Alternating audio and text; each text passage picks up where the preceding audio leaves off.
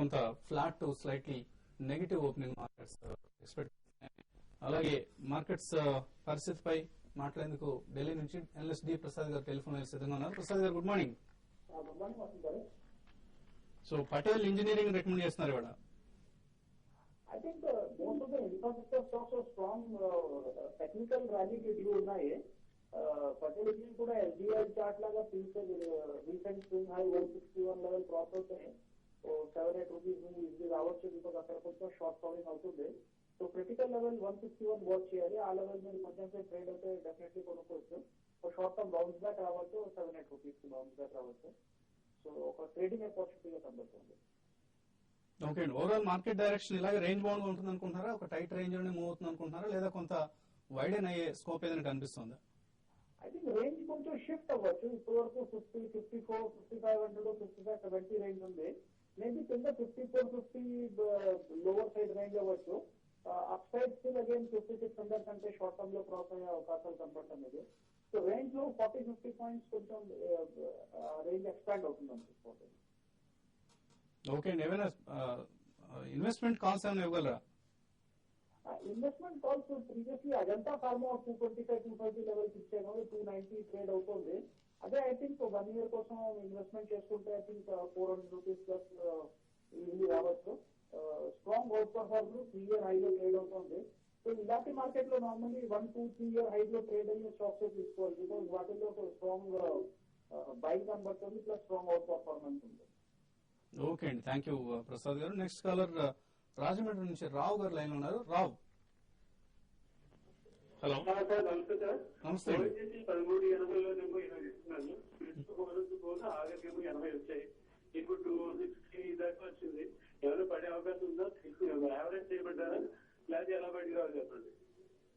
Okay అండి, ఆయన pre split Kutumbarao గారేమో 2-3 కాలర్స్ లో తీసుకోవచ్చని చెప్పారు కూడా. ఓకే అండి, ఓకే అండి. ఆ తర్వాత రిజల్ట్స్ తర్వాత ర్యాలీ కూడా అయిందండి. స్టాక్ 300 ప్లస్ కూడా వెళ్ళింది అనమాట. హై దాకా వెళ్ళి అక్కడి నుంచి కరెక్ట్ అవుతుంది. ఎందుకంటే అక్కడి నుంచి కరెక్ట్ అవడానికి రీజన్ కూడా ఉంది. ఎప్పుడైతే మేజర్ నెగిటివ్ న్యూస్ వచ్చిందో up stream oil companies subsidy పడిన హయ్యర్ క్వాంటమ్ షేర్ చేసుకోవాలని చెప్పేసి ఆయిల్ మినిస్ట్రీ కానీ ఇటు ఫైనాన్స్ మినిస్ట్రీ ఇండికేట్ చేసి అప్పటి నుంచి అన్ని ప్రొడక్షన్ కంపెనీస్ అన్ని కూడా వీకెన్ అవటం మనం చూసాం. మీరు అప్పుడే కాస్త ఎగ్జిట్ అయిపోవాల్సిందండి. But even at current levels కూడా ఇప్పుడు నిన్న గ్రూప్ ఆఫ్ మినిస్టర్స్ మళ్ళా ప్రైస్ హైక్ పోస్ట్ పోన్ చేశారు. కాబట్టి డెఫిసిట్ కాస్త వైడెన్ అవుతోంది, ఎంతైనా సరే ఈ సబ్సిడీ డెఫిసిట్ అనమాట. కాబట్టి ఇంకా ఎక్కువ షేర్ చేయమంటారా ఓఎన్జీసీని ఇలాంటి కంపెనీస్ అని చెప్పేసి కూడా కన్సర్న్స్ ఉన్నాయి. యాజ్ ఆఫ్ లో very small rally up to 280 వరకు వచ్చినా కూడా ఎగ్జిట్ అవటం అడ్వైజబుల్ అండి. ఓకే అండి, సో సబ్సిడీ బర్డెన్ ఒకటే ప్రస్తుతానికి ఓఎన్జీ సంబంధించిన నెగిటివ్ అంశం కనిపిస్తుంది. అదర్వైజ్ క్రూడ్ ప్రైసెస్ పెరుగుతున్నాయి. ఇన్ఫాక్ట్ చాలా పాజిటివ్ గా రెస్పాండ్ కావాల్సిన స్టాక్ సబ్సిడీ ఉండడానికి సబ్సిడీ బర్డెన్ పెరుగుతుండడమే కారణం.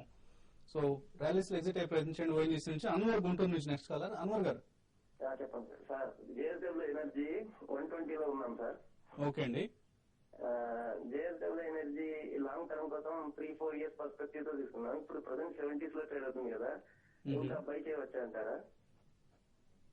ఓకే అండి, జేఎస్డబ్ల్యూ ఎనర్జీ కొనొచ్చు. మీరు 3-4 years పర్స్పెక్టివ్ అన్నారు కాబట్టి కరెంట్ లెవెల్స్ అయితే యావరేజ్ చేయమంటారండి. లాస్ట్ 4th quarter రిజల్ట్స్ చాలా డిసప్పాయింట్మెంట్ అనమాట. తెలిసింది క్లియర్లీ కనిపిస్తోంది కూడా. ఇటు కొత్త కెపాసిటీ చేతికి వచ్చినా కూడా కంపెనీ ప్రాఫిట్స్ చూపించలేకపోయింది అనమాట సిగ్నిఫికెంట్ గా. ఎందుకంటే మర్చెంట్ పవర్ రేట్స్ బాగా తగ్గినాయి కాబట్టి. బట్ ఇప్పుడు స్లోలీ స్టెబిలైజ్ అవుతున్నాయి అండ్ పీక్ లోడ్స్ కూడా కాస్త పెరిగినాయి అనమాట. ఇన్ఫాక్ట్ మేలో అన్ని merchant power companies decent money చేసుకున్నాయని కూడా తెలుస్తున్నాయి. కాబట్టి మీరు ఇప్పుడు కరెంట్ లెవెల్స్ లో యావరేజ్ చేయండి. బట్ మీరు అన్నట్టు టైం హొరైజన్ కూడా 2 years ఉండాలండి. నెక్స్ట్ కాలర్ శివకుమార్ హైదరాబాద్ నుంచి. శివ, శివకుమార్ చెప్పారండి. ఇంకా ఎస్కాట్స్ ఏదండి రెండో స్టాక్ ఏదండి? Escorts limited. ఎస్కాట్స్, అవునండి. ఓకే. కాన్కరెంట్ ఇన్ఫ్లో మనం చూసామండి. ఇది వరకు 30 రూపీస్ వరకు తీసుకెళ్ళినా కూడా ఇప్పుడు బిలో 10 రూపీస్ అనమాట. అరౌండ్ 7.5-8 రూపీస్ దగ్గర ట్రేడ్ అవుతుంది stock. Preferably unless significant improvement వచ్చే వరకు మాత్రం ఇలాంటి స్టాక్స్ లో డాబుల్ చేయడం అడ్వైజబుల్ కాదండి. ఎందుకంటే ఆపరేటర్స్ చాలా యాక్టివ్ గా ఉంటారు కాబట్టి. ఎస్కాట్స్ కి వచ్చేసేపాటికి మాత్రం అలా కన్స్ట్రక్షన్ ఎక్విప్మెంట్ డివిజన్ డిమర్జ్ అవుతుంది అని చెప్పేసి టాక్ ఉందండి. ఇఫ్ ఎట్ ఆల్ అది అయ్యేటట్టయితే వాల్యూ అన్లాక్ అవుతుంది. But otherwise overall automobile cycle తో పాటు ఈ స్టాక్ కూడా మూవ్ అవుతూ ఉంటుంది అనమాట. స్లైట్లీ దీనికి అడ్వాంటేజ్ ఉంది, కమర్షియల్ వెహికల్ సెగ్మెంట్ లో ఎక్కువ లేరు కాబట్టి, బట్ డెఫినెట్లీ ఆ డిక్లైన్స్ మాత్రం గుడ్ బెట్ అవుతుందండి.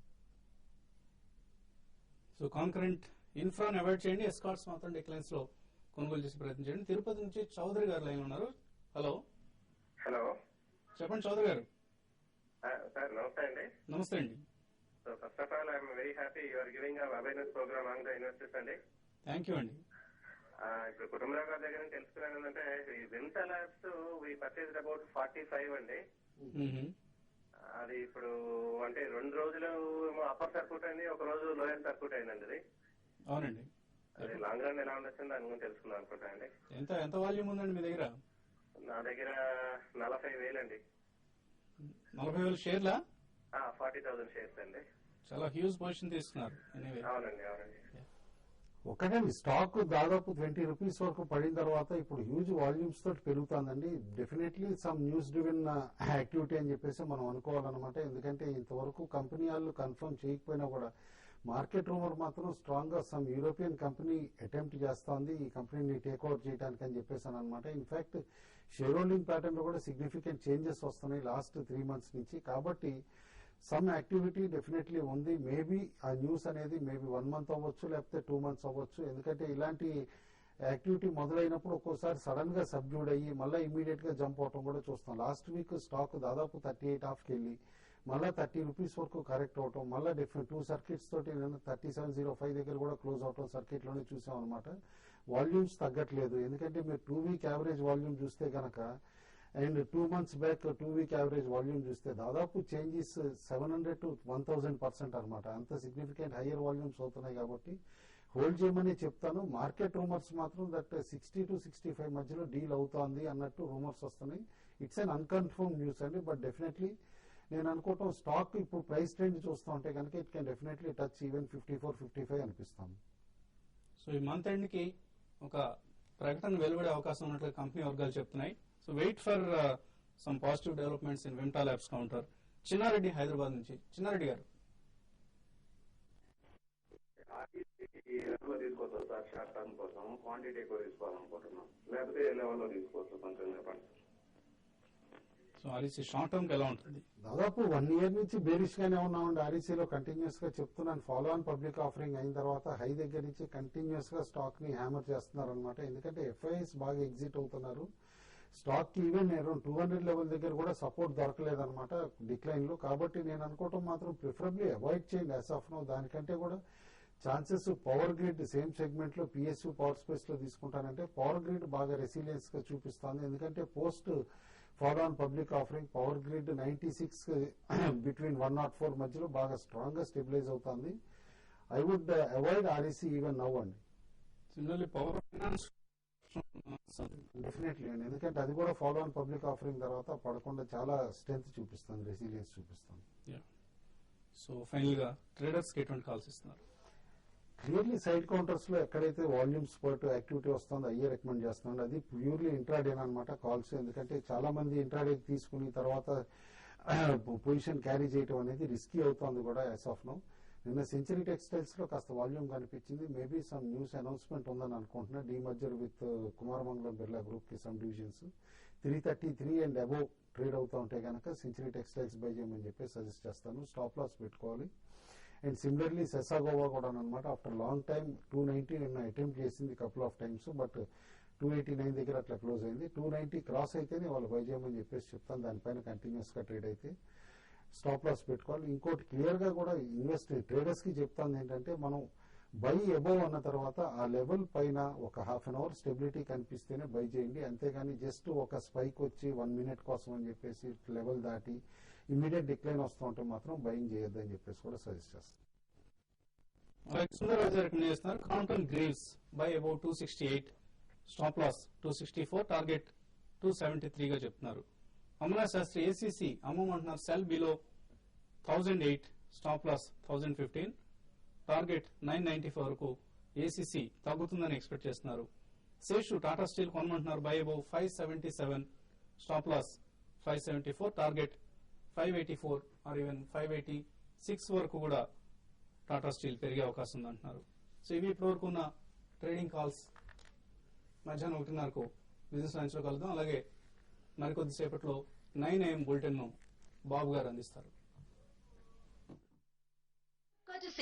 Beautiful people, Biospa and Salon, Kondapur, Banjara Hills, Aparna Towers. Contact 040401735.